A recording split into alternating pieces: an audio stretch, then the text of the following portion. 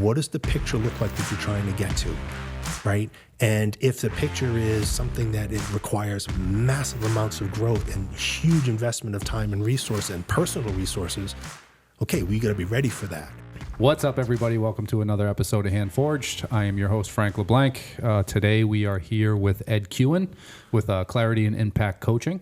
What's up, Ed? Yeah, pleasure to be here. Yeah, Thanks for having me. Glad you came on, man. I'm glad we were able to finally make this work. I met Ed through BNI. Right? One of the very first meetings you were actually, I think, my first one-to-one when I first joined BNI. I was like, I'm going to meet with Frank because you seem to have a big personality. You had a business that was interesting. Yeah. You had a very unique and very straightforward way of describing your business, and so I wanted to know more about it. And it came down to your shop, and we sat and we talked, and I got to know you and your family and your whole background, which is. That's a really important part of, if you're going to create a relationship with people, is understanding more than just what does the company look like? What's the company trying to do? What market are they in? You got to know the people. Yeah. And you got to know what's behind them. You got to know what fuels it. It's important for sure. So I met Ed through BNI. Obviously, we had our first meeting, talked business, and then Ed has kind of turned into my own business coach in a few different ways.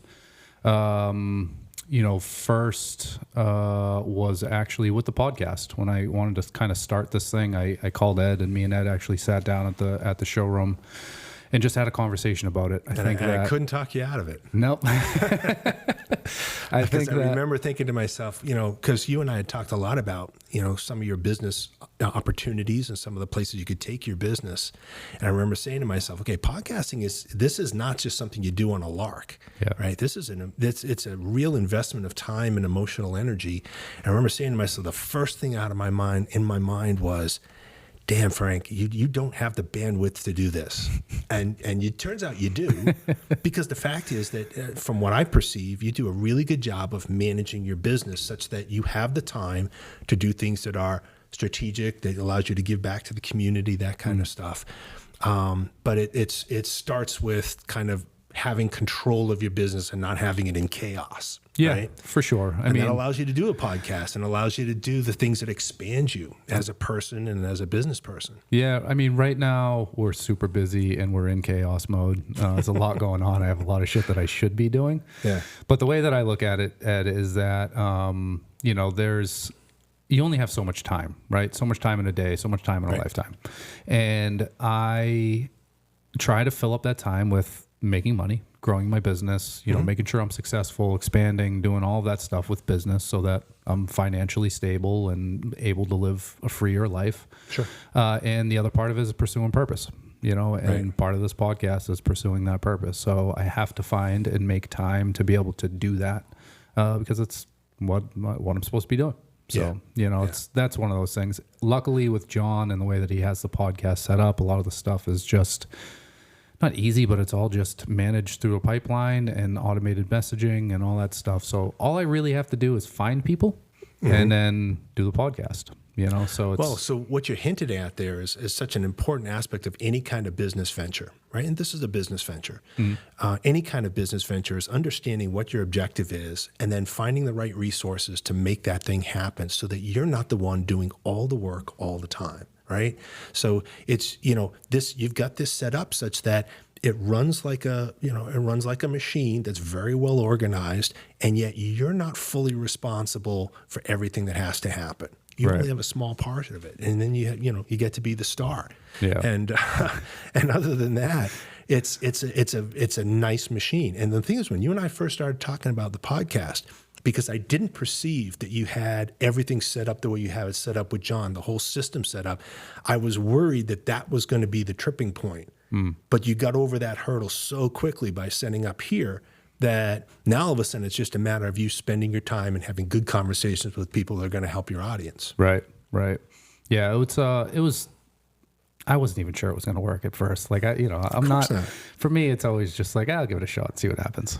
No, but the thing is, one of the things I noticed in working with you over the years is that you have a pretty clear vision of where you want to go. Yeah. Right. So you have a picture in your mind, and that's really important. When I'm working with like clients or whatever, anytime I'm working with a business, the most important thing is, can you paint a picture of what you want the future to look like 3 years out, 5 years out, 15 years out? If you can really paint a very clear picture of what you want it to look like and what you want to be, what your personal circumstances are going to be, what your business is going to be doing, what your family's going to be doing, if you can really paint that clear picture, we can construct a pathway to get you there. Right. If it's a realistic one.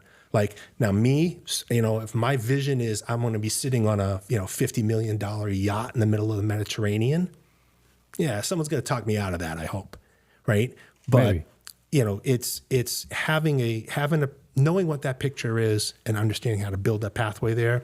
That's the key to all this working well. Yeah, for sure. And, that's why I appreciate you and kind of the way that you approach business and coaching is that that was what I did with the podcast. I was like, Ed, I want to do this podcast, but like, I need to talk it through with somebody. Sometimes it's not a matter of a business coach knowing more about business. No. Sometimes it's just about like my head, like there's a million things I want to do, right? But like sometimes I just have to sit down and talk it through with somebody like you to help me kind of break that down a little bit and really get a good big picture of kind of what I'm doing and why I'm doing it. And it just gives me a little bit more clarity on what that kind of vision is and how I'm going to get there. You know? Yeah. Well, that's why I named my business Clarity and Impact Coaching. Because it all starts with clarity. If you don't know where you're going, anywhere else is going to get you there. Right. But it has to be, it's not just painting the accurate picture of where you're going to go and what the route is to get there.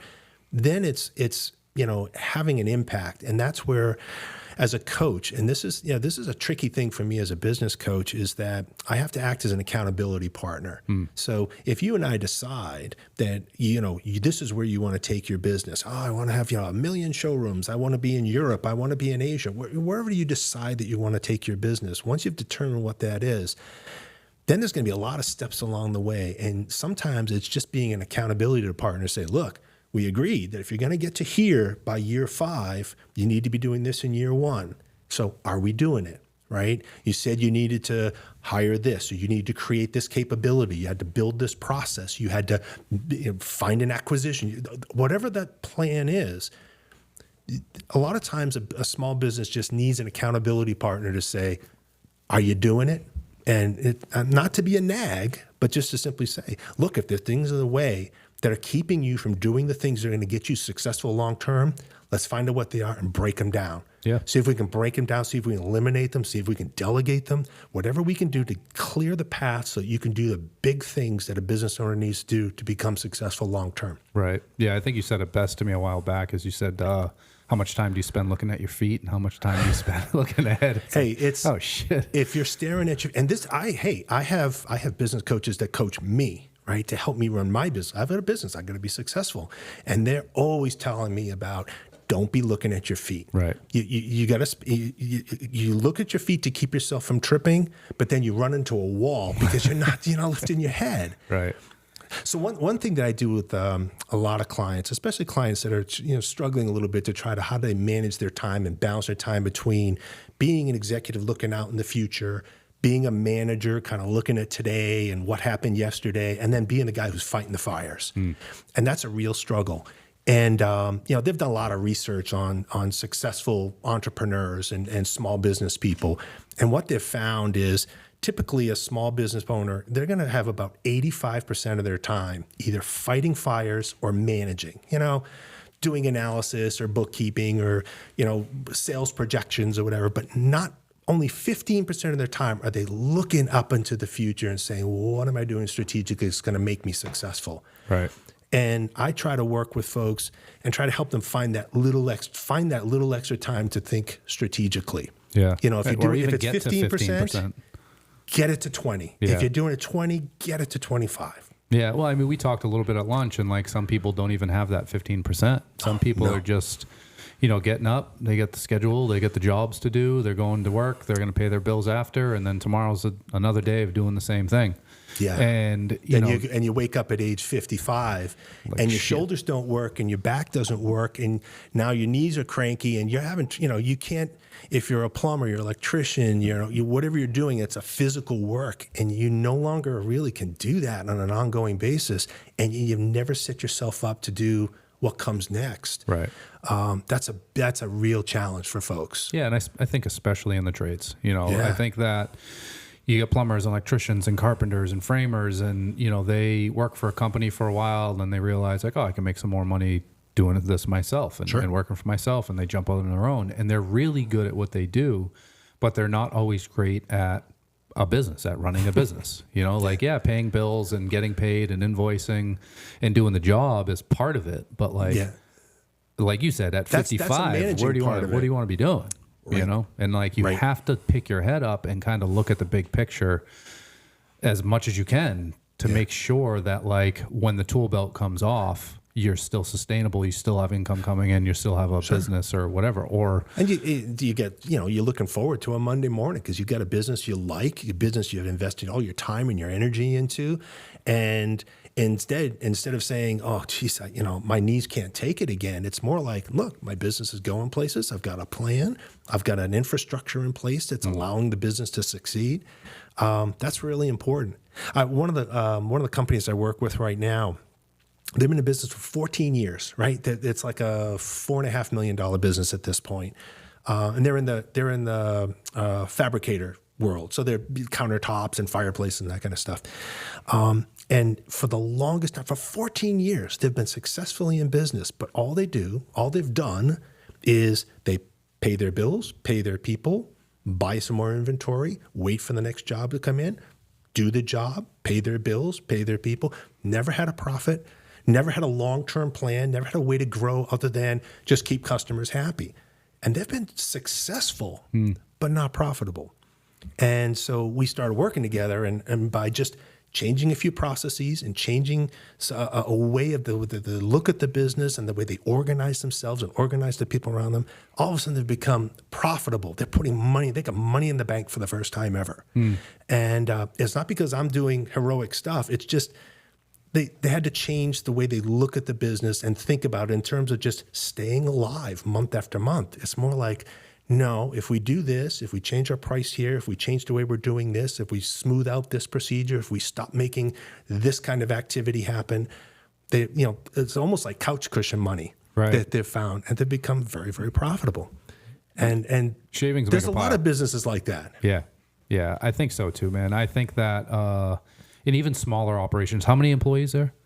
15 now. Yeah, so 15, if you're talking about a 3 or 4 man shop, same thing, and probably even more so, man. Like, I feel like once you get to 15 employees, you should have a pretty good strategic plan of like what 10, 15 years looks like, You should, but there's so many businesses, and I think, and this is not a criticism of these business owners, but there are a lot of people that evolve into the role they're in, and they kind of accidentally wake up one morning. It's like, well, I'm running the business now, but they really haven't prepared them for what that means differently than being in the business, right? And taking that different perspective, taking that long-term perspective, getting their eye out of their feet and out into the future. That's hard. What do you think the biggest change was for them?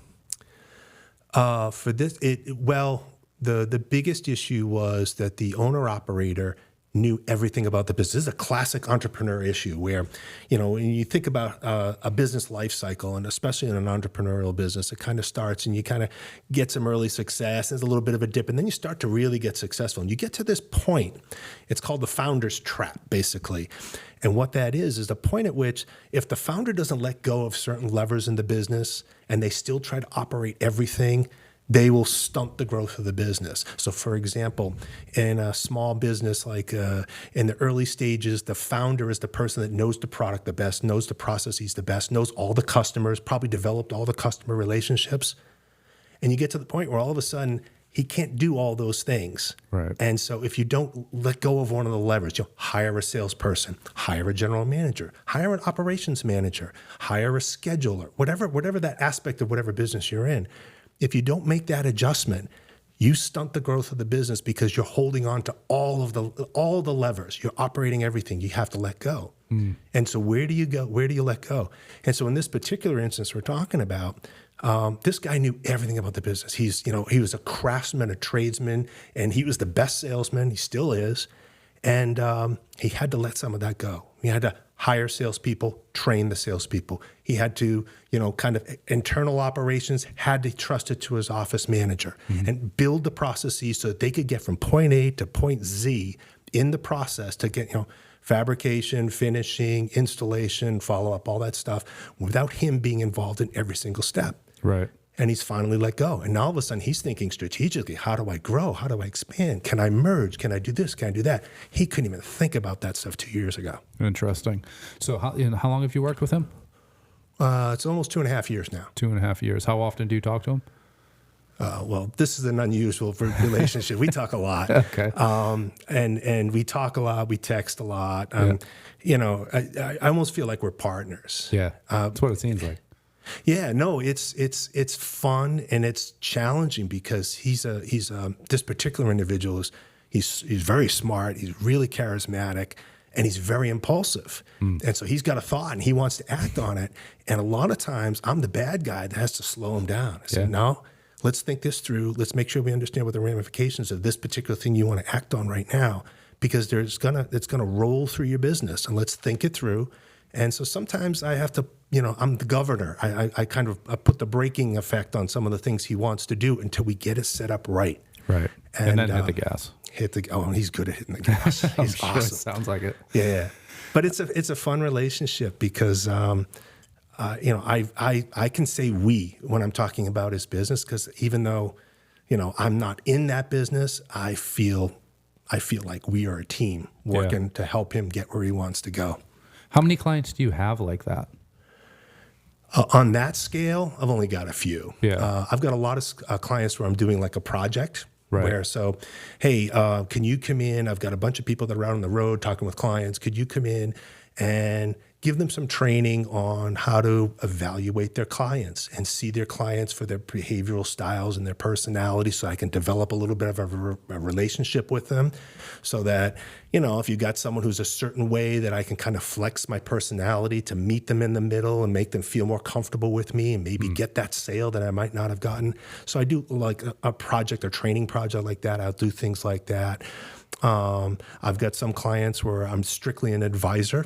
They'll call me and say, look, I've got something going on and I know I need kind of a clear head to help me think it through. And that's, kind of one-off type of business. And then I have some ongoing clients where it's just, okay, we've got a long-term plan and I'm helping you to navigate your way there. And I'm the one that kind of tried to keep you on track when you want to get off track. Yeah, it makes sense. As far as like the training packages and stuff go, we talked a little bit about this already. I love that idea because, like, even in my own business, same thing, right? Like I'm the best salesperson that my company has, right? But I've tried to hire salespeople.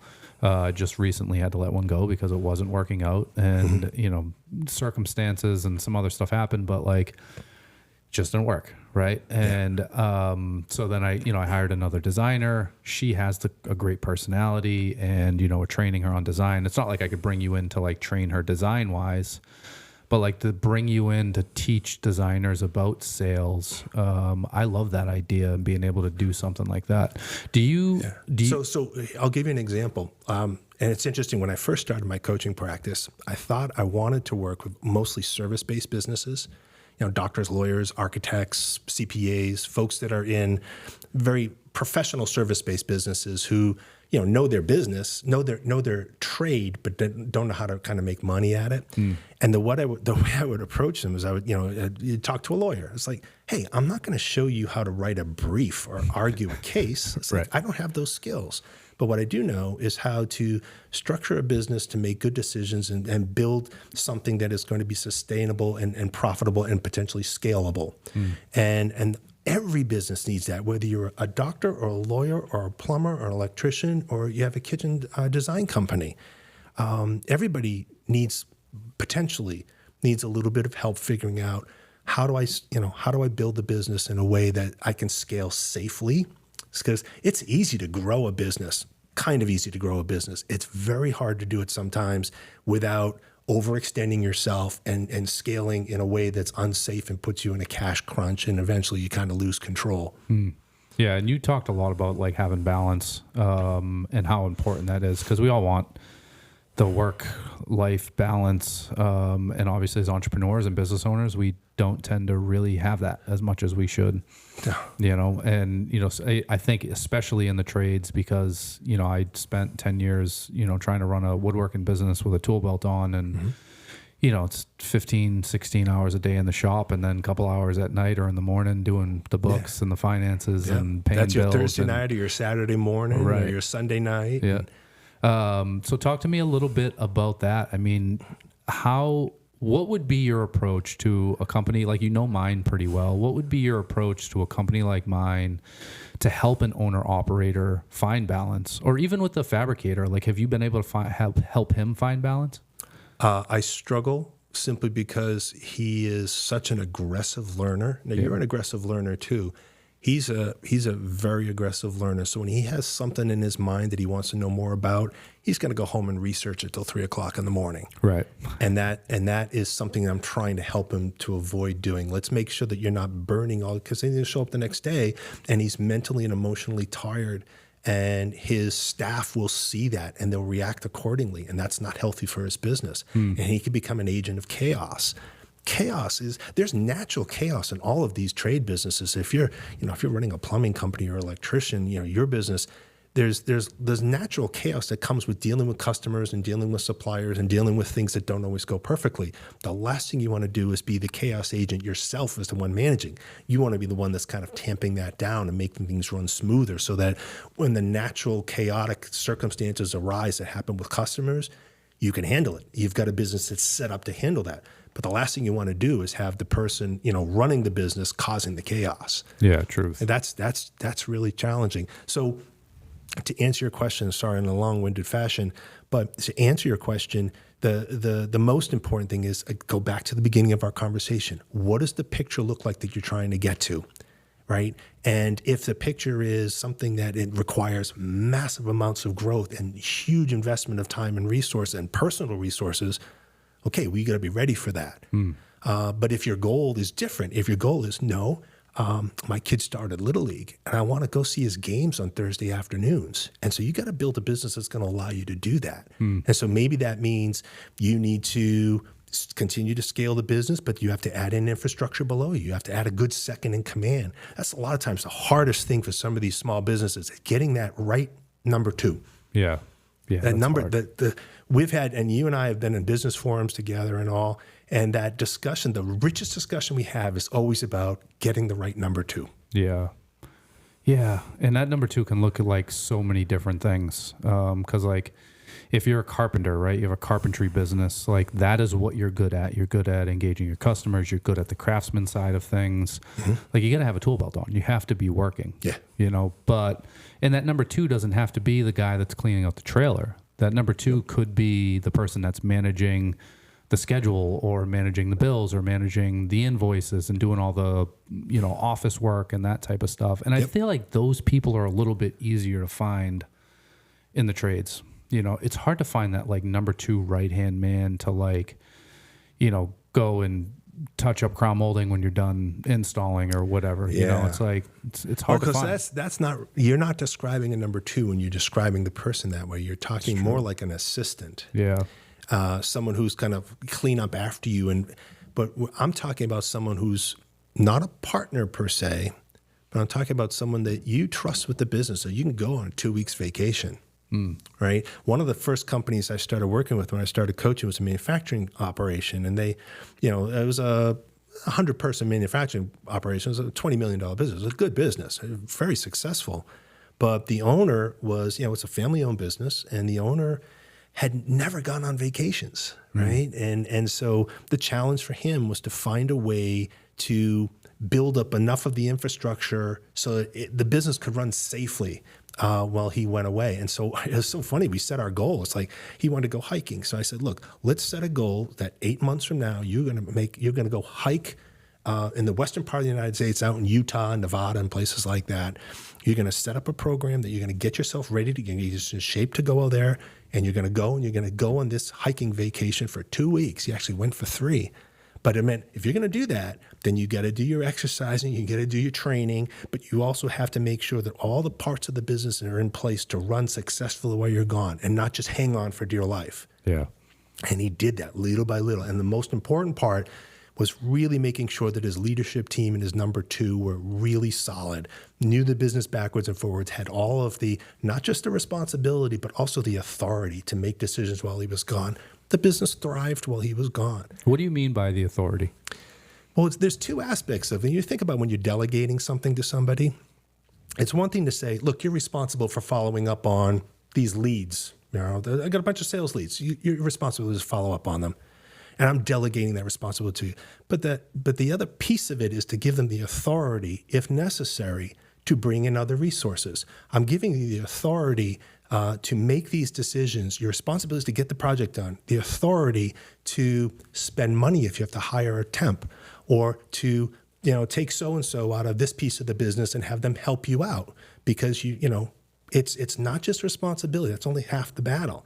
It's responsibility, it's authority, and then it's also making sure they have the skills and the know-how to execute what you're giving them, right? So it's a lot more, I don't want to make it sound complex, but it's more involved than simply saying, I'm taking it off my plate and I'm dumping it on yours. Good luck. Yeah. Yeah. Interesting. If you want them to be successful, you want to make sure that it's fully set up. All right, here are my expectations. Here's where your responsibility is. The due dates and, all the things is what I want to see out of this particular initiative. But it's also, here's where you can, here's your authority to make it happen, right? And the people around you need to know that. So, you don't run into that situation where you've given someone responsibility and then they misuse the authority because they don't have the skills to talk to people well or whatever. And next thing you know, the person that they tried to drag into their project quits, or they bang out sick for a couple of days and they're not sick. And you're saying to yourself, damn, and so-and-so mismanaged this project. Nope, you mismanaged the whole process of giving them everything they need to be successful at making this thing happen. That's when you really, it's not off your plate. Yeah, it's never off your plate because you're still responsible for getting it done. But it's, you don't hand it off until that the where it's landing is fully set up to be successful. So with that $20 million a year business, right? What kind of business was it? Sunglass company. Sunglasses. So with the sunglass company, right? He wants to go away for 3 weeks. What was the biggest change that he had to make in the business in order to have it running successfully while he was gone? I think the biggest issue for him was allowing people to think strategically and not just tactically. Right. So not that, hey, you're not going to change the strategy of the business over the 3-week period while somebody's gone. Right. But it's to give people the ability to, give people not just the ability, but give people the authority and the responsibility to act like more than a manager, right? It's to act like executives. And he had a really good team. He has a really good team. It's a great group of people. But the biggest challenge was him kind of letting go because he had been in the business, running the business forever and ever and ever. Right. Yeah. Did he have processes in place? Like, did he have written processes? Or did he have to they were pretty good on that. They were pretty good on that. The challenges for his particular group was that the leadership team was somewhat insular. And so the next level down wasn't always as well connected. And so sometimes connecting those people to what's going on so it doesn't feel like it's a mystery at the top that, that leadership team, they're figuring something out. And I guess they'll tell us when they feel like telling us. It's like, no, get them a little bit more connected. And that helps a lot. Interesting. I always think about I don't know what would happen if I left for 3 weeks. I'm not really sure. It's a good test. I feel like it would go pretty good. Like there's certain things that. Well, what do you do in the business? What are you responsible for? What am I responsible for? You're responsible for the whole business, but what are the things that you do that no one else can do in the business? I mean, really, it would be just like finances. Like nobody, I mean, the designers send their own invoices, they send their own estimates, but I'm the only person that like pays the bills. I'm the only person that manages the money coming in. So you'd have to build up you'd have to build a capability somewhere in the process that allows it to happen if you're not there. Right. I mean, let's face it, you could step off the street and get hit by a bus and be in the hospital for a couple of weeks. And that's the same thing. On an unplanned for an event like that, Yeah. You want to make sure the business is going to run successfully while you're gone. Yeah. Yeah, I feel like Tyler's the only one that has access, so I don't know what would happen. All of a sudden, he gets a note from the dean. You're leaving school tomorrow because your dad has got you paying the bills for the business. Right. Yeah, and I think and in talking about authority, like I definitely have to give like my lead designer that kind of authority. I think she knows all the processes and she's good at managing and stuff already, but still has to come to me for certain things. So I think that, giving her that authority would have to be done. That's an important thing, is for people to know where their authority starts and ends. So that's an issue with my fabrication client where, people are out there quoting projects. And I ask, one of the first things I ask is, where does their authority begin and end in terms of quoting projects? Are they allowed to discount it over a certain level? Are they allowed to do any kind of promotional pricing? Is there anything that they can do to make a sale happen in your absence without you having to confirm it? And at first, there were no kind of guardrails around that. And I didn't want to set it up. I didn't want to explain it in a way that says, oh, that means you're doing a bad job of managing. It just means that there's a lack of certainty around certain aspects of your business, and you're going to have some surprises that are going to bother you. Right. Because so-and-so will take a liberty that maybe they didn't, or what'll happen is they'll never exercise any kind of liberty and any kind of decision making, and everything will land on your desk.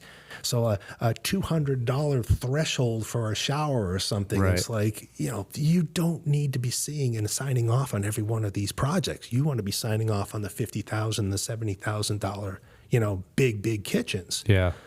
And so that's a conversation we had early on. And so those are the kinds of things that you kind of don't know that you're missing until you realize that when you take that authority and you give it out properly, all of a sudden your life got a lot easier, and you can start thinking again. You get out from looking down at your feet, and you can start looking out in the future and say, where do we go? Yeah, I know. It's funny because like I always feel like I'm on. I think I've told you this before. Like I'm always on the ridge line, right? Like I'm one step away, or one fire, or someone quitting away from being in the trenches. Yeah. Right. Like, and then I'm down in the trenches for a while. It's work. And then I'm kind of back up on the ridge line again, and things are okay.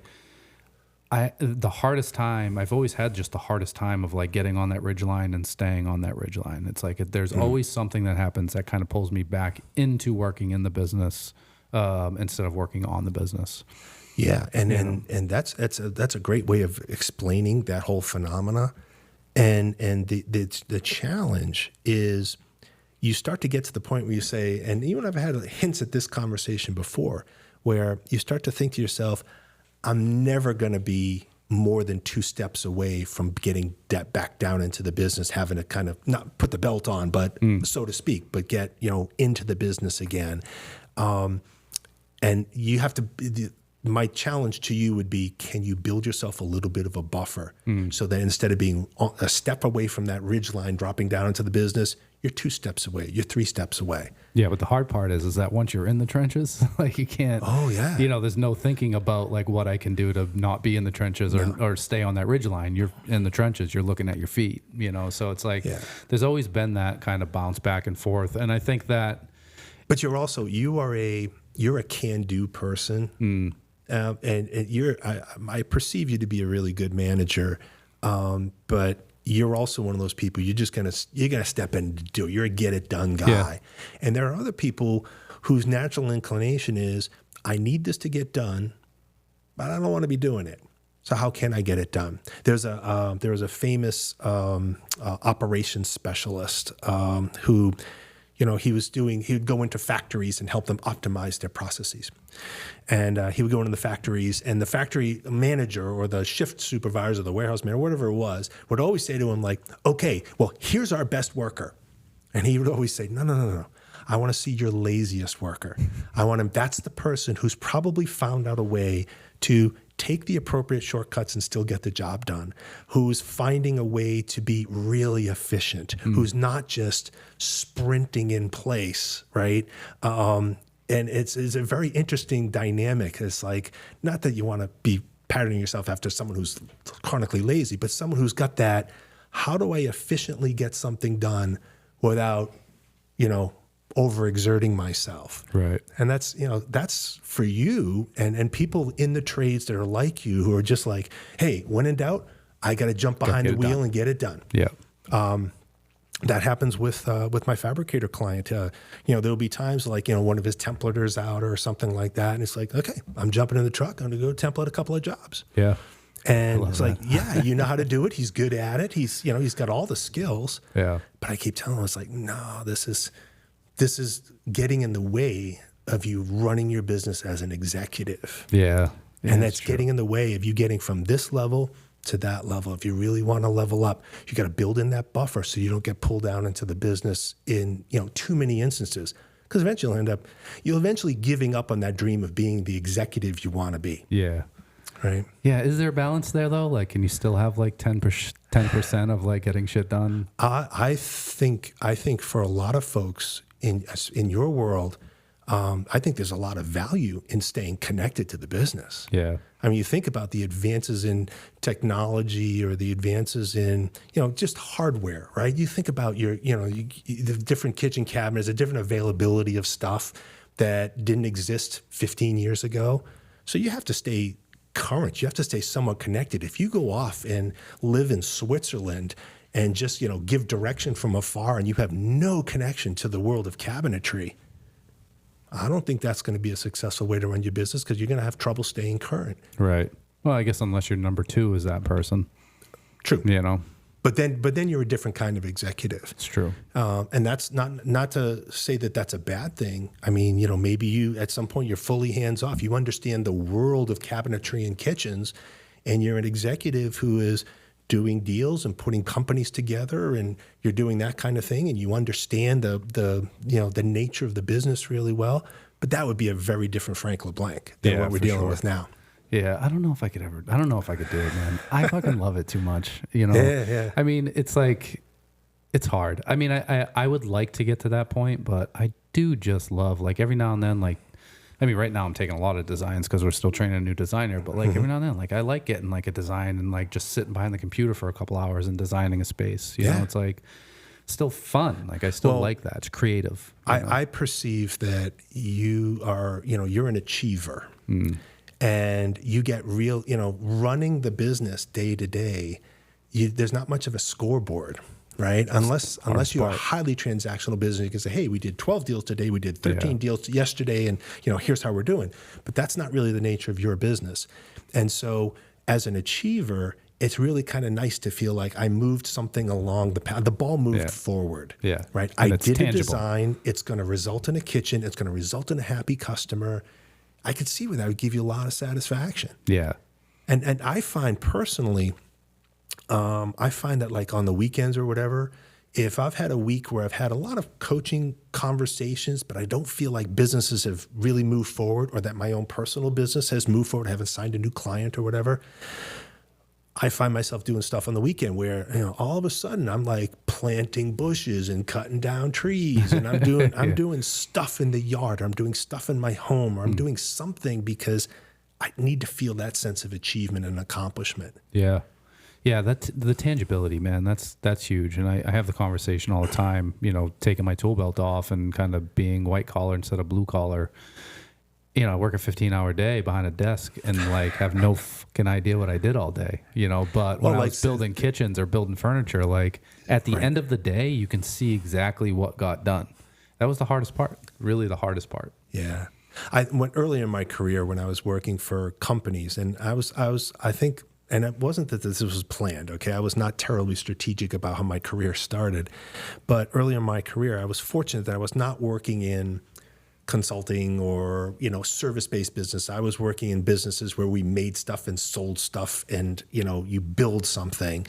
And so you could see progress. You know, if we had like a sales plan and, you know, we hit our daily sales, our average number for the month, and we would have a little celebration because we were a really small company at the time.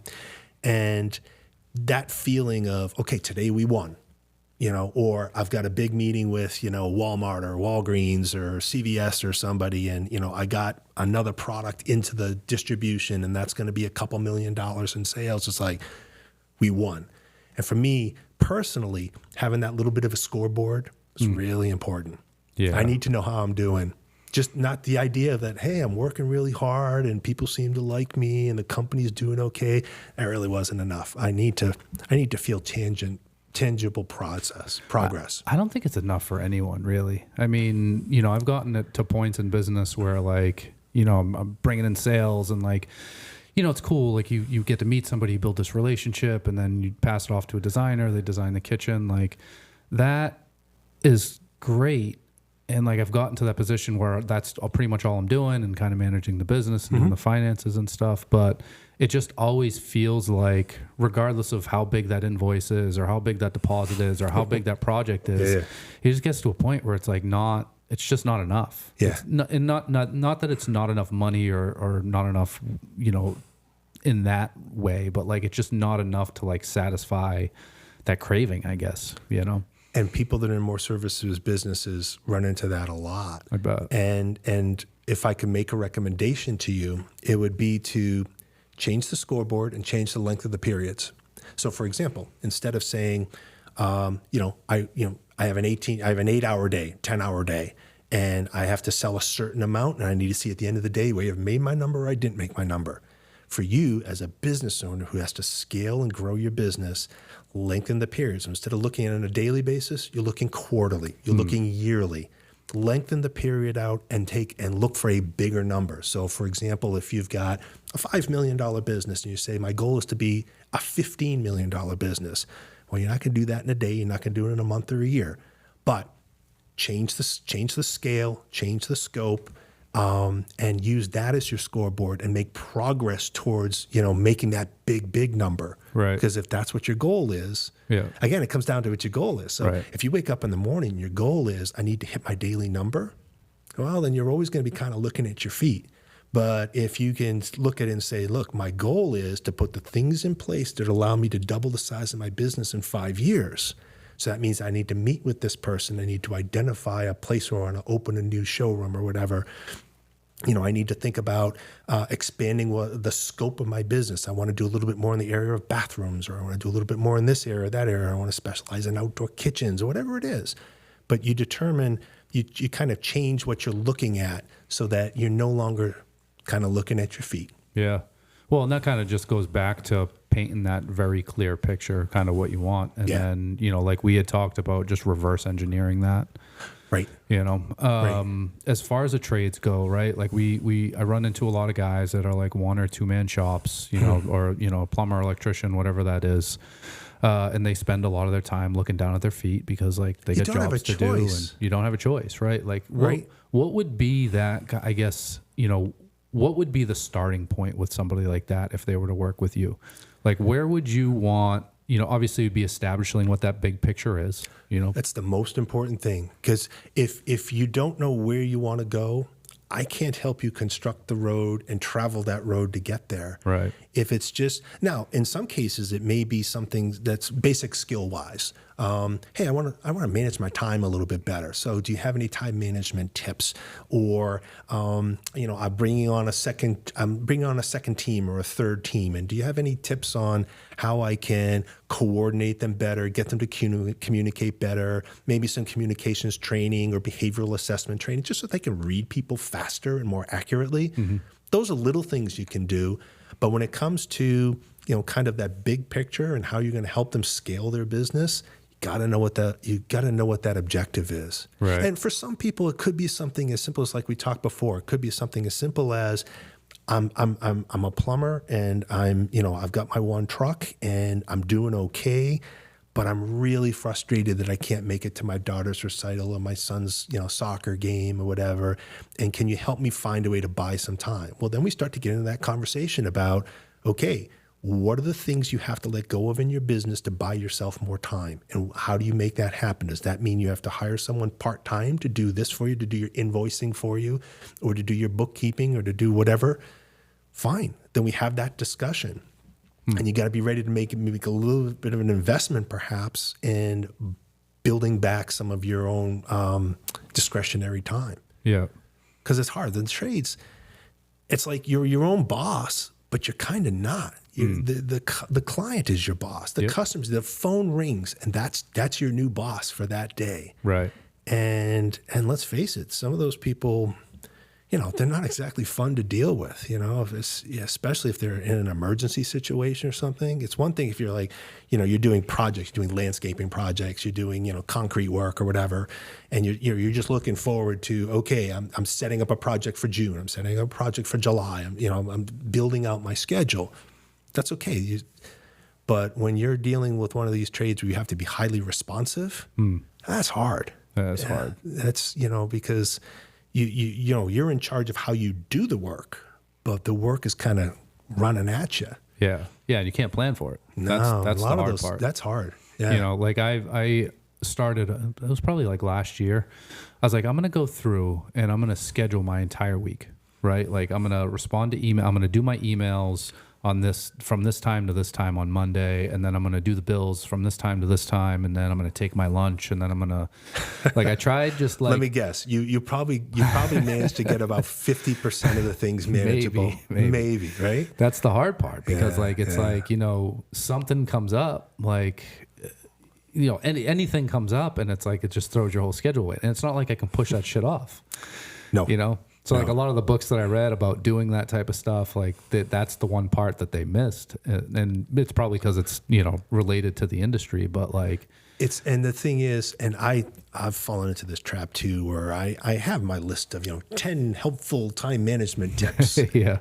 And they're really good, but they don't apply to every business because there's just some things it's like, really? You really think I can manage the business this way and not upset all my customers or upset my suppliers or, my supply warehouse is only open till X on a Saturday. And it's like,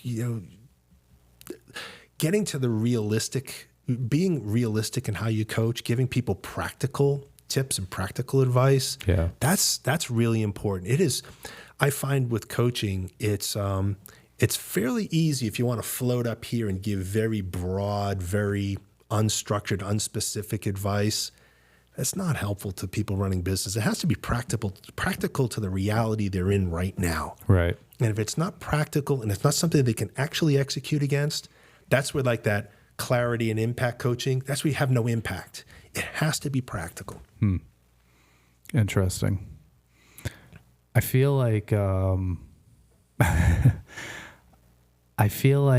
especially in the trades and having that impact, I don't know. I think that's a hard balance, the clarity and impact in the trades. It's like, because even the clarity, like trying to paint a clear picture of certain things is just, it's hard, man. And I wish there was a better way or like a complete breakdown of each industry, especially in the trades that said like, this is at this point A to point Z, like this is the playbook. Right. If you're an electrician and you've got your license and you're ready to go, here's the playbook to make you a multimillionaire by age 55 and allows you to sell your business before you hit age 60 and you go off into retirement. Yeah. There is no playbook because, each individual and their circumstances are different. And so one of the things I try to pride myself on is that when I'm working with a client, and I think most good coaches are this way, if you're working with a client, it's customized to their reality. So if I could be working with 2 different plumbing companies and they're totally different. Their issues are different. And don't forget, when you have that situation where it's like it's really hard to paint a very bright, clear picture of what life is going to be 15 years from now, okay, let's try it a year from now. And so maybe it is a year from now, you're going to have enough flexibility in your timing and how you're managing the business that you can still get to your daughter's recitals. That's like, okay, that becomes a way I operate. And so maybe I don't really know what the picture's going to look like at age 45 or 50, but I know a year from now I'm going to work towards this and I'm going to make little steps. That's possible too. So you can kind of scale your expectations and your dreams to what's most critical to your business. And if it's, I just need more time with my family, okay, that's one thing. Or I want to set myself up for early retirement, that's something else. Right? And then the route looks different. Right. Yeah, because it's there's a financial picture, and then there's the creating time for the family picture, and paths to both of those things is just completely different. And it also, what makes you happy? Right. Right. So there are so many of us that are in jobs where, you work to get to the weekend, you work to get to the evening with your family. You work, the work is just something you have to do in order to do the things you really want to do. But there's within that work, there are things that people like to do more than others. Like say, for example, you like sitting down and doing design work. Well, then you want to make sure you structure your job so you still do a little bit of that. Right. But if what you really like to do is make connections with contractors or, investigate new cabinet options, or you want to look at potential combining with other kitchen design companies. If that's what you really love doing, you try to structure your job such that you can do the stuff you love. Like I've got a couple of clients that they just love the selling part of their business. Yeah. And even though it's like, no, you're the CEO, you need to have a sales force that does the selling. You do not do the selling because your job is too important. You need to be thinking this or that. Not necessarily. If that's what you really love doing and you're really good at it, find a way to structure the job so that the other things are taken care of and you can do the stuff you love. Yeah, and just make a percentage of your time doing that stuff. Yeah. Yeah. And then try to cap it, because Right. if it's something you like doing, it's easy to get involved too much. Oh, sure. And it's almost like hiding in a certain activity. Like, so for me, I like doing research on my clients. I like try to get to know a little bit about their business. I want to make sure I understand a little bit about the industry. I want to understand what's happening technology-wise, how all the things that are impacting that business. But it's very easy for me to go down a rabbit hole because I'm learning stuff. I love learning stuff, and I learn a lot about this. And it's like, wait a minute. You don't need to go. If I'm working with a dentist, I don't need to know how to do a tooth extraction, right? It's like, no, they don't need that from my coaching. I don't add any value that way. And so it's easy to kind of hide in the stuff you love doing. Yeah. And you got to be disciplined enough to get out of it. And that's where having an accountability partner, whether it's a spouse, whether it's a partner in the business, whether it's a number two that you really trust, or it's a business coach, or any other person that is kind of helping you to make sure that you're spending your time wisely and doing the things that are going to build the business to where you want it to go. Are there certain businesses that you like working with, or certain industries that you like working in more than others? That's a really good question. I like working in businesses where the person who's running the business is intellectually aggressive. They want to learn. They want to grow. They're curious. It makes for, no matter what the business is, if the owner-operator is curious and interested in trying to learn and trying to kind of grow as a person as well as grow the business, I'm in. So is there any industry or any job and business that you wouldn't work with? Well, I wouldn't be able to work with something where it was required that I exercise a skill set that I don't have. Right. Right. So if someone was like, hey, I have an engineering firm and I need you to give a little oversight on, engineering design documents or something, it's like, no, I can't do that. I got to make sure that I don't jump outside my lane as a coach and an advisor. Right. I'll tell you one thing though, the best feedback that I ever get, and I've had, it's now 3 companies that have said this to me, one just in the last couple months, where we ended a coaching session and the person says, you know what, sometimes I think you care more about my business than I do. And that to me is like, on the one hand, it's kind of scary, but then on the other hand, it's like, okay, then clearly we've got a good connection and my passion from helping people to be successful is coming through. Because I do, I do look at their wins, and my clients' wins and losses. I look at them, as something that I really contributed to. I take a lot out of that. Yeah, I was going to say, it's got to be super satisfying, man. It is when they're successful. Our economy right now is a little little weird. A lot of businesses are kind of running through some weird times, unsure about what the future is going to be, unsure about what their supplies are going to look like, a supply chain. It's a difficult hiring environment. You're in almost full employment, so people are having trouble getting good people and keeping them because the guy down the street might offer $2 more, and they're like, okay, the jobs are somewhat fungible, and they just jump over. That's really hard, and I feel that struggle that some of my clients are going through. Not being able to hire. Not being able to hire, not being able to keep. Interesting. I feel like it's every fucking industry, man. I don't know any business that I work with that doesn't have an issue around hiring, retention, developing skills. And to me, the most important thing is it is not how much can you afford to pay somebody. It's all about creating an environment where someone says, I don't care how much they pay me. I'm not leaving this place. There's data out there that says that 65% of the people that leave a job do not leave because of money. They do not leave because of the future. They leave because they're not well managed, right? And so that means someone is not developing them, someone's not communicating with them, someone's not making them feel important to the business, someone's not involving them in a team. That's why people leave businesses. Yeah. And I realize that there are some folks that, look, they've got a financial situation, they've got a mortgage to pay, they've got a car loan to pay, they've got insurance to pay, they've got a kid to put through school. And so that $2 more or $1 more an hour is going to add up and really mean something. And so, sometimes you have to make those kinds of moves. But so often it's, if you can create a culture and an environment where people feel valued and people feel productive and they feel needed, you're going to have a better chance of hanging on to people. Yeah. And again, a lot of the classes that I've taken, because I've gone to a few different classes in a couple of different places and about that same thing, like building culture, keeping employees, retaining employees. And, it's all, I get it, right? I understand it. Yeah. But again, when you're a small business, it's so hard. Because it's like, right now I'm training a designer, and it's like, I don't have 40 hours a week to spend training a designer.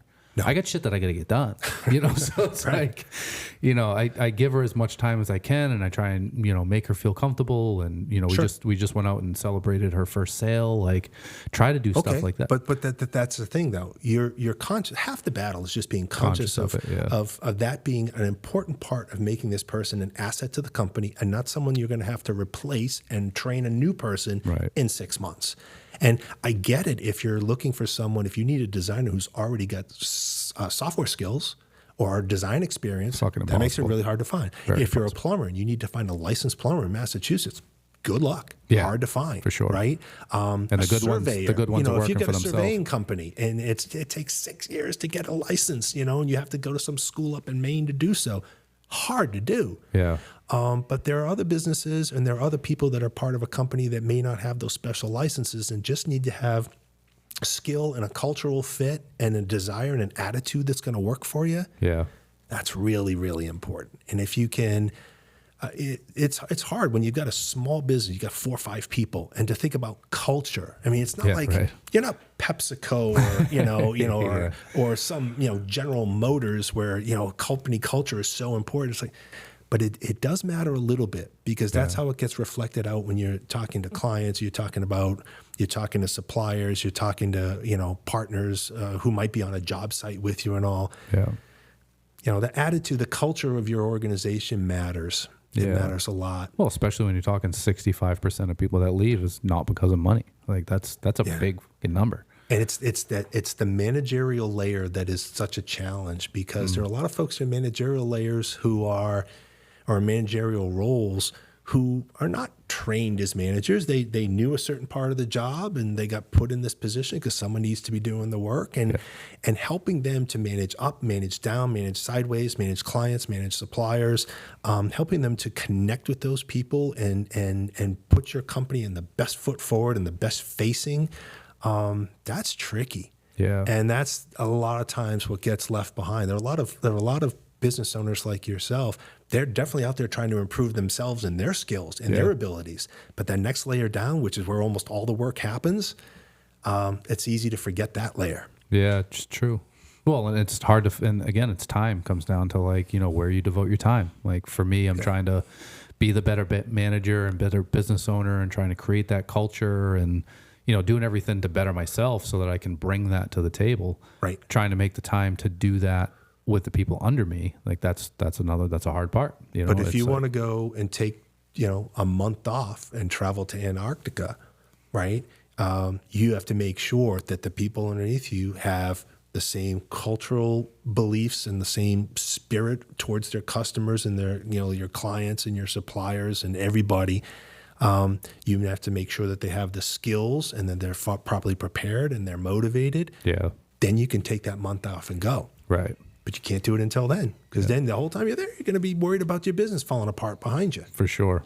Yeah. Yeah. Hiring is such a hot topic. I swear I talk to every guest about hiring and employees and trying to find people. It's like, it's so crazy to me that everybody needs help and nobody can find help. It's like the people just they just disappeared. Like there's just not, you know what I mean? Yeah. It's so strange. So strange. If I could give you one piece of advice in this area, and you and I have chatted about this a little bit, and I think you have a very good sense for it. If you're going to hire for anything, there are a lot of businesses, a lot of jobs that you need a specific skill or a license. Okay, so I understand that's table stakes. But if you're going to hire somebody and it doesn't require a specific license or whatever, and you have a choice between hire somebody who has knowledge, skill and experience, or attitude, always go for attitude. Yeah. If you get someone who is curious, someone who is aggressive, someone who is a connector, someone who has, there's so many attitudinal types of descriptors.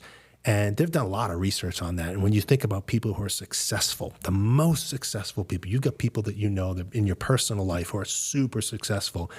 And you think about all the things that made them successful, very little of it is knowledge or skills. It's all attitude. Yeah. It's willing to take risk. It's willing to be brave. It's willing to be kind. It's willing to learn. It's all these things, and they're all about attitude. So I would always urge you, if you can possibly hire for attitude and then train them for the skills and knowledge they need to be successful, you'll have a longer term successful employee than if you just someone who has the skills and the knowledge and their attitude is, it's a job. I happen to be doing it right now. Yeah. And, I could go somewhere else tomorrow and it's just a job. Yeah. But an attitude is so important. Yeah, I agree.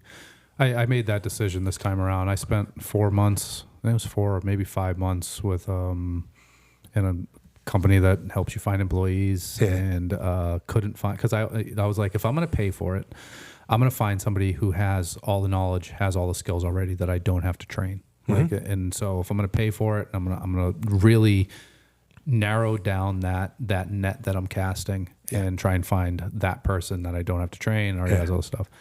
Couldn't find anybody, and then you're almost lucky for that being the result. I know. Well, you hope that you catch a unicorn, you find this person that has, that's already that has whole thing about base. Unicorns. They're not on every street corner, right? It's true. And so that to me is a failing strategy, right? Why hope for something or work towards something that is never happens, right? Yeah. So you're in my opinion, you're better off to build someone, to go with somebody who's going to establish a relationship with the company and someone who can look into the future and someone who has ambition. Ambition is an attitude, right? Yeah. That's not a knowledge or a skill. It's an ambition, it's an attitude. And if they have some ambition and they have some drive and they're a little bit competitive with themselves and they're willing to learn. I mean, you get someone like that and you might have them for 4 or 5 years. That might be the person that buys the company from you X amount of years from now. But that's so important. But it's also a risk because you spend so much time training them and so many resources. They may not have the capabilities of doing the skills that you want them to do in that role. Right. And, I've been in some situations where I've had a client that had someone who was just everything they want in an employee, right? Great person, great attitude, really motivated. Everybody loves them, but they not really capable of doing the job that they're in. It's like, okay, but you have other jobs that potentially need to be done, and maybe this person can be reallocated, or there's ways that you can take advantage. If you find someone that fits the culture of your company and is committed to making it work, wow, that's a lot more important than somebody that knows a particular software component. Yeah, it's true, I guess. It's hard. And I know for people listening that have, look, I run a plumbing company. I need people with licenses. Truth. Yeah. Okay. That's obviously really important. But even then, when you're hiring people in that space, whatever the salary or the compensation is going to be, that's one thing. But if you can find somebody that is going to be fitting your culture and how you want to be represented out in the trade, out with all those clients, that's huge. If you can find the person that has that kind of special gift. Yeah, I feel like a lot of the skilled trades guys that have their own businesses are all in the same boat. They, one guy with a helper, and they're always trying to find that other plumber or electrician. Mm-hmm. I always tell them, like, you should get like 3 or 4 plumbers just like you that all have their own business and have one helper, and just all collaborate. Just build one business together, be 4 of you, and then you have enough money coming in where you can hire an office manager to deal with all the scheduling and all that stuff. That's what doctor groups do, right? You get all these people, instead of having their own shingle, right, and just being a solo practitioner, they merge. They get enough. They do enough shared resources, and they can still have a practice that they're proud of and that they find compelling to be involved in. Yep. It's interesting because I've had some work done on my home, and in dealing with different folks coming in to make bids or whatever. There are a lot of folks that are out there where it's like they're guys who have been in the business for 20, 30 years, and they've found someone who's a kindred spirit, and like 2 or 3 of them are kind of together, and they're running a little company, and very impressive because they have worlds of experience, and it doesn't seem like they're interested in growing all that much. It's just saying, hey, this is what I do. Yeah, this is what I'm going to continue to do until I no longer want to do it. But they've found people that match their temperament, match their skill set, and they're not terribly worried about, having some younger guys they can bring along or whatever. It's just like, no, this is what I'm going to do, and this is who I am. And that's good too. Yeah. As long as again, what's the big picture look like? How far away is it? What do you need to do to reach that big picture? And for some folks, they've already found it. Yeah. And they're just kind of cruising to the finish line. That's fine too. Not every business has to scale and grow. And that's why it's so important when I start working with a client, when I first meet somebody, I want to know right away, are you growing? Are you harvesting? Are you, what are you doing? Where do you want to go? Because if the answer is, I just want to stay the course, okay, but I want to have more time with my family, fine. Cool. Let's figure out how to do that. Yeah. Right? Because everybody's got some kind of an objective. It might just be, I want to be in this weird economy. I want to be stable, and I want to get through the next 5 years, and then I want to retire. Okay, I might be able to help you. Sometimes not. Sometimes they don't need my help. It's just like we have a great conversation. We get to know each other. They become someone that I can refer business to, or, or maybe I have somebody that they need a partnership with, and I can help them out there. That's fine. Not everything turns into a coaching engagement, and that's okay. I love having the conversations with business people. Yeah. Interesting. I always learn something. How long have you been on your own?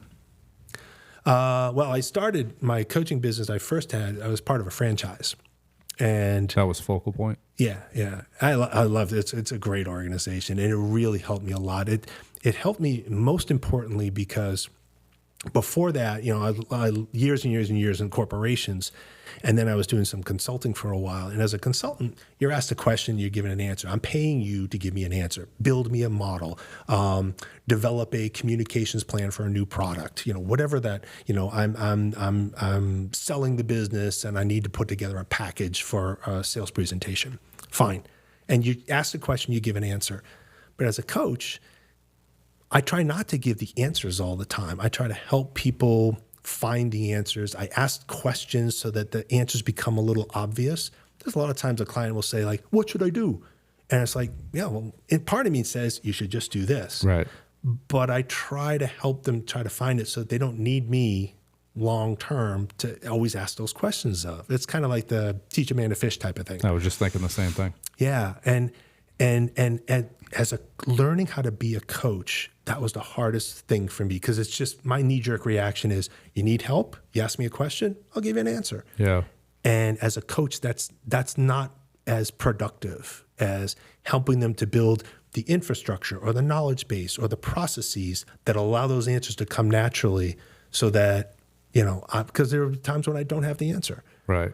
And you want to help them find those answers. I never thought about the difference between a consult and a coach. Because, a coach, like you think about a sports coach, right? You train the kids and then you stick them out in the field to execute. Right. Well, Tiger Woods has a swing coach, right? And has had a bunch of swing coaches. But he's got a swing coach. The swing coach is not hitting the ball for him. Right. And that's kind of what I'm trying to do. It's like, so you're not asking me to step in and hit that shot for you. You're trying to help you to execute it better yourself, right? And that's what a coach does. And I had to learn that. That was actually really hard for me in the beginning, because it was just so natural for me to be the answer guy. Transactional. Yeah. Almost. Yeah. And that's not as healthy. Yeah. Yeah. Well, especially for coaching. I mean, especially for trying to help small businesses. But see, in my earlier in my career, when I had work teams in various places around the country, where I had a marketing staff here and an art direction staff here and a creative department over here, and they were all getting work done. I couldn't do anything for them. They had skill sets I didn't have, but I was responsible for them getting their work done productively. And that's where I really learned to coach. I learned the beginning parts of coaching, because I couldn't do anything for these folks other than to make sure they had the resources they needed, give them help when they needed support, help them with, team management and team building, but they still had to get all the work done on their own. And that's when I realized I like coaching kind of more than playing, right? And so I've always been, ever since, early on in my career, I've kind of been more of a coach than a consultant. Interesting. Is there certain businesses or certain size businesses? I guess, what's the smallest business and biggest business that you work with? Do you have limitations like that? I want to, but I tend not to. Yeah. Because at the end of the day, if I have a conversation with a business and the business is compelling and it's interesting and I think this person's going somewhere and I think I can help, I'm going to try my damnedest to help them. But there's sometimes where, it's hard for a small business to pay a coaching fee, and they look at their cost structure and they say, oh, wait a minute, I can't afford that. There's a lot of folks that can't afford coaching. And so I can do things maybe in a group coaching situation. It's a little less expensive or whatever. I try to do that. Like classes?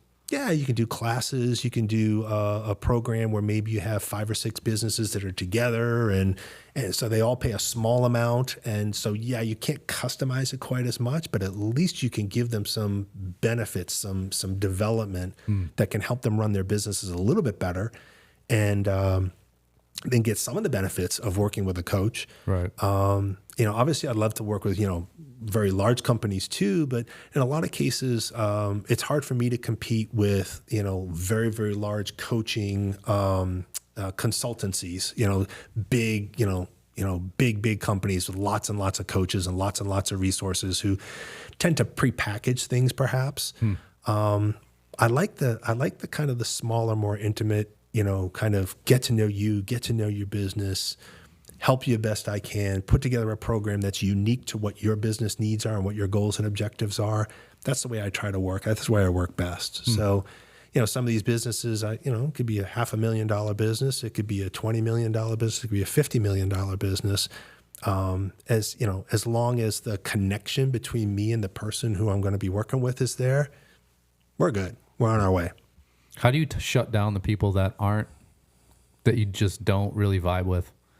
I mean, what does that conversation look like? Like, hey, sorry, I don't really like you, so I'm not gonna. That doesn't really happen. There are times when there are folks who want coaching, know they could use coaching, but perhaps don't have the discipline or aren't set up well to be coached. Right. And so we'll do something. We'll work for a little while together, and then we'll typically, because I don't have long-term contracts or anything, so we'll typically have after a few sessions, how's this working out? And the person generally will know that it's not working out all that great. And I said, look, I don't think we're accomplishing what we need to here. So why don't we take a break and, wait till you're in a different situation, or wait until your needs are a little bit different. And then let's reconnect at another time. That's fine. I did have one situation where I was working with a larger company, and one of the employees that I was doing executive coaching with, just trying to help that person kind of get to that next level so they could become part of the leadership team and all that. And the person was just not engaged. They were just kind of going through the motion. They weren't. It's like the fact that they were being coached meant that they were automatically going to be getting that next promotion. It's like, oh, wait a minute. We got some things that we need to work on. There's some performance things that we need to be improving and optimizing, and you're not doing the work. And it's like, I finally went to the person's boss and said, look, this is not going to take you where you're going. You're wasting your money right now having me work with this person because they're not really ready for coaching. Yeah.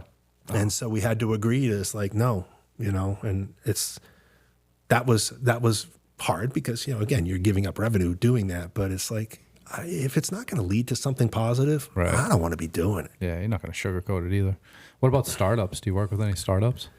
Hard to do with startups because a lot of times they just don't have the money to pay, and so I'm not opposed to that at all because I've worked in startups. I love startups. I love one of the things I love about coaching is that you work with a lot of these companies where people are wearing lots of hats. Look at you, right? You're wearing a salesman hat. You're wearing a marketing hat.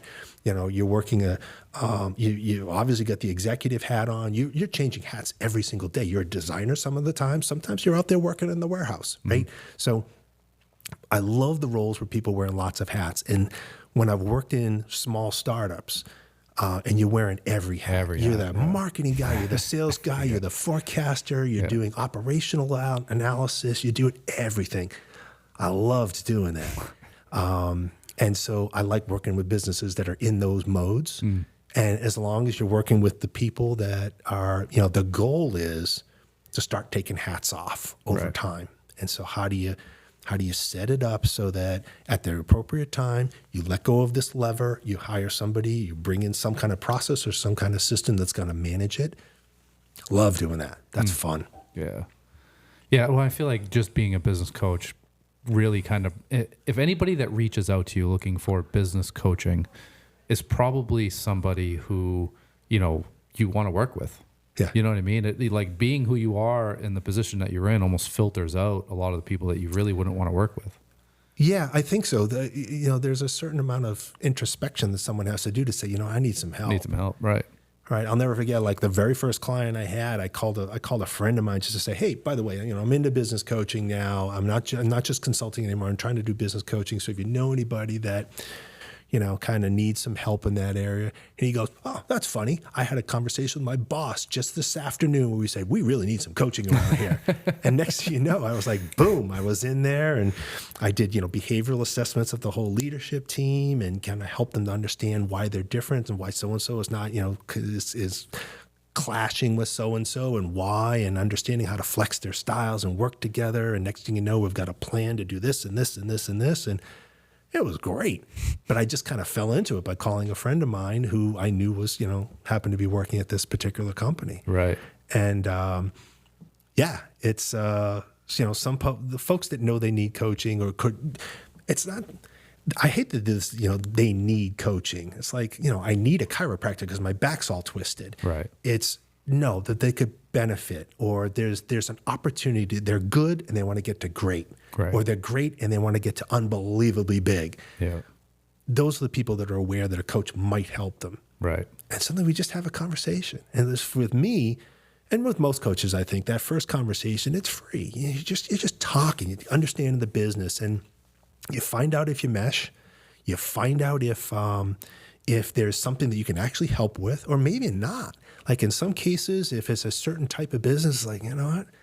I don't know enough about the areas that you really need help in, but I know a guy who does. Right. And I got a list of coaches with weird different backgrounds, or, folks like yourself, or, if someone needs a website. Well, I got a whole Rolodex full of website developers, and I got some really good this and a really good that. And in some cases, it's maybe not where I can help, but I can help them find the help that gets them where they need to go. Which is coaching in itself. Yeah, exactly. Like, again, back to Tiger Woods. I mean, he's got his swing coach and and he's saying like, hey, I'm having trouble with 18-foot putts. Right. He said, well, I got a putting coach. Right. And next thing you know, off you go. Yeah. I love that, man. Where can people find you? Where's the best place to reach out for you?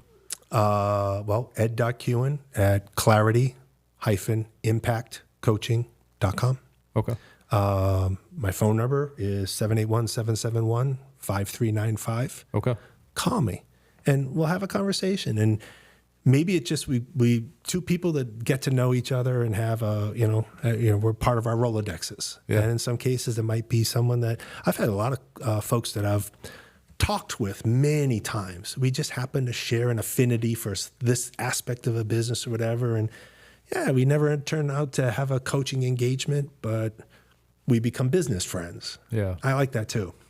Yeah. And I think that, the podcast is good, and kind of having you talk and about business is good, because a lot of people, I feel as though, are a little intimidated by like the word business coach. It's like you're almost like going to see the principal, or like going to see like, I don't know, just it's like intimidating for some people. And I think there's a lot of pride and ego that's wrapped up in business. Well, you know what it is, and this is my sense for it, is that there's things that we don't know, right? Like I'm reading a book right now called The Imposter Syndrome that a woman gave me, who's a podcaster, and she's really, really sharp. And I had a great time meeting her. And she said, I wrote this book called The Imposter Syndrome. It's like, and it's about kind of the concept of you're always worried that you're not as good as you should be, or as you think you are, or as people perceive you should be.